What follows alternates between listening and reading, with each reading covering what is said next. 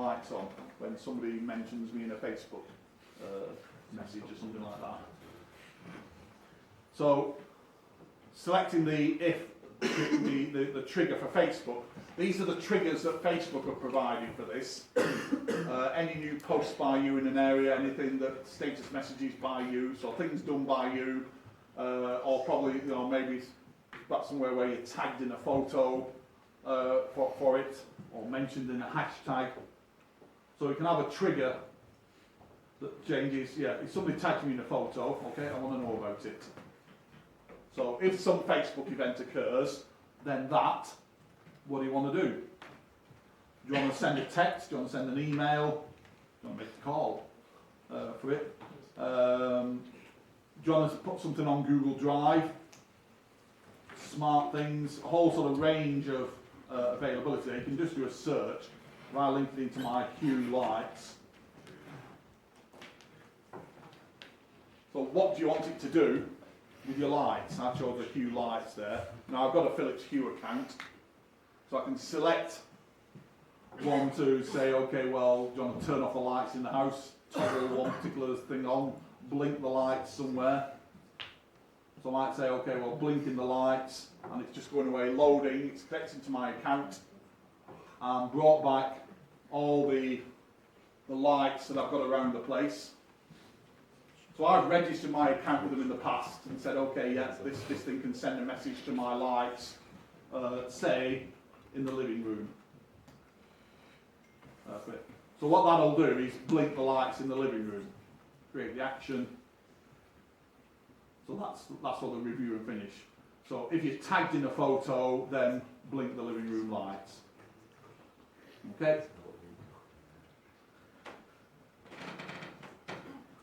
When it was created, it's never actually run that one as yet. No, I'm not going to start tagging myself in pictures to sort of get out to it. But some of the activity that's sort of been going on in the sort of past, trying out a few applets and deleting them before, about receiving text messages and toggling kitchen lights on and the like. But some of the applets have run. Say this was me at home yesterday. About 4:30 PM, the applet ran that said, Alexa, trigger warmer living room. That set the living room. It was getting a bit cold at 4:15, turning it on. Warmer kitchen first thing in the morning for it. Warmer living room early on in the morning there for it. So yeah, it just keeps a log of what sort of happened. One failed at a point there, I think because the Honeywell system wasn't maybe available or rejected it for some reason. For it. Most of mine at home tend to be voice commands that I've sort of been running around there. But it's quite a nice site to register with and sort of link together your online services. It doesn't have to be IoT stuff. It can just be generally anything your online life for it to start to trigger things together. Whether it's things being sent to your phone that's happened in the outside world, whichever for it. And more importantly, perhaps from our point of view, there's an API available for this, so you can write your own channel. You could create, say, a fidget channel to it and say, right, any fidget developers out there, if you've got this sort of kit, then when you move the slider, this will send something off to Facebook. So you can write your own channel to it. Now that's a bit more than what we're doing here, but it might be a nice project that people could sort of work on. It's something that might be worthy of you find on your project. Because yeah, this flick button does have, say, something to sort of work with it. If I just quickly sort of find a flick one.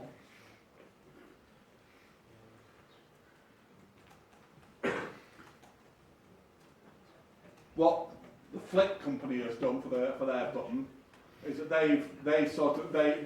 you can link this into IFTTT to have a particular click, so that when you click the selected flick, and again it's sort of gone off and found the ones that I've got for it there. Can't remember whether that's a green one or the turquoise one. I might not have registered that one. And what type of event? A double click. What do you want to do? Now, as long as this is registered with IFTTT, then when I double click this, it can trigger off any of those services to it. So you're not limited to what perhaps Flickr's giving you in the first place, to what it can do. You're limited then by whoever's registered with this IFTTT. That's just picking up the trigger part to it. So what's been going on there is that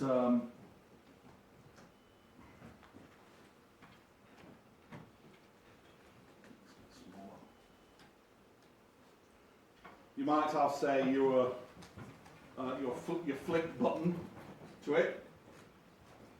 Now that button works through low power Bluetooth. It's got a tiny little watch battery into it. Low power Bluetooth, and its hub is your phone to sort of work with. So when this sends a message, it bounces out through that. The low power Bluetooth can't get very far. It can only get to sort of 20 yards or something like that to send a message through. So it's got to use a hub, but it's a little node in its own right. It has got its own processor, memory, etc. It's got communication facilities. Its sensors are that it can detect a variation on different sort of clicks. So it can communicate over low power Bluetooth to its hub. For it that can connect that hub itself, whether it's the phone or a specific flick hub, that can connect to multiple nodes around it. So you've got a little wireless sensor network built within that. Then that can connect to a gateway node, in this case the Wi-Fi router, and send it out over the net using HTTP to communicate there. And once you're on the net, then who you communicate with is pretty much, well, whatever message you sent. So if I send this off to somewhere on the net, it sent a message to IFTTT, then that could send a message off to some other cloud server, or say the Philips Hue. If I sort of triggered it so that when you click this button, turn my lights on, then IFTTT just says, okay, send that message to turn the kitchen lights on to a Philips Hue, which then sends a message back through your router and back out to your Hue hub, and hence out to the individual nodes, which are your Philips Hue lights. Now all this communication being done over the internet will be HTTP type sort of messages. And the way in which the Hue works, the messages that it sends are all in JSON. So you get this JSON string going out from the router, again over HTTP. This is actually a wired connection.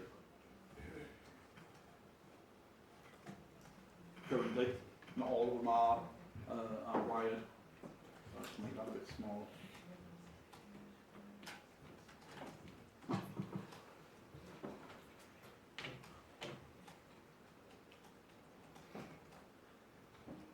Now that is just a rough systems diagram of the information flow for a flick node communicating through a network to the outside world. Guess what one of your questions is in the assignment?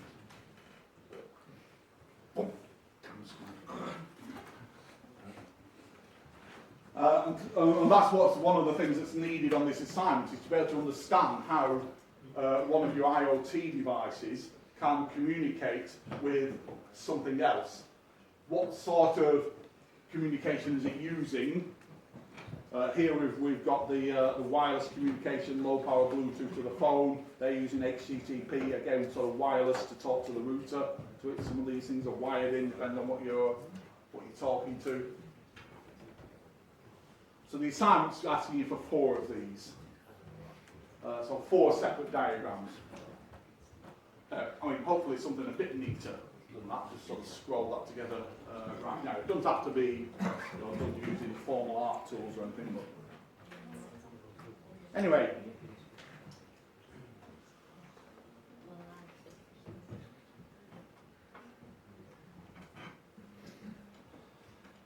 back to the grind, so to speak.